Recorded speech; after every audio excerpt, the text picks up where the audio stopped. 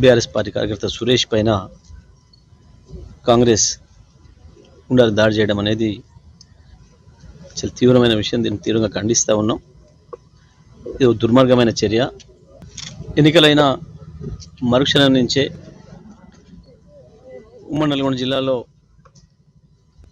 కొన్ని గ్రామాలలో కాంగ్రెస్ పార్టీ కార్యకర్తలు ఇటువంటి కార్యక్రమాలకి పాల్పడుతున్నారు. జిల్లా పోలీస్ యంత్రాంగాన్ని కూడా విజ్ఞప్తి చేస్తూ ఉన్నా, ఇవి మంచిది కాదు.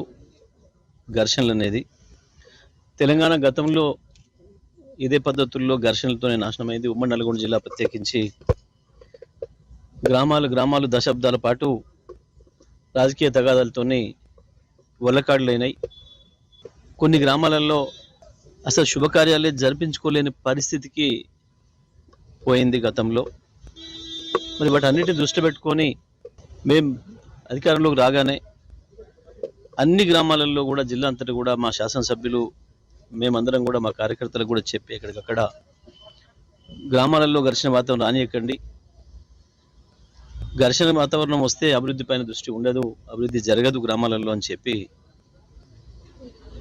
మేమందరికీ కూడా అన్ని పార్టీల కార్యకర్తలు కూడా విజ్ఞప్తి చేసినాం. గత 10 సంవత్సరాలు ఎక్కడ కూడా ఒక చిన్న రాజకీయ ఘర్షణ కానీ రాజకీయ కేసు కానీ నమోదు కాకుండా చూసుకోగలిగినాం ఉమ్మడి నల్గొండ జిల్లాలో.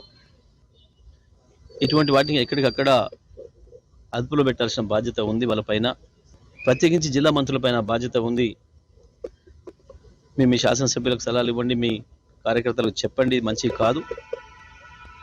ఒక్కసారి ఒక గ్రామంలో ఘర్షణ ప్రారంభమైతే అది నెమ్మదిగా అంటుకొని రావణ కష్టంలాగా తయారవుతూ ఉంది.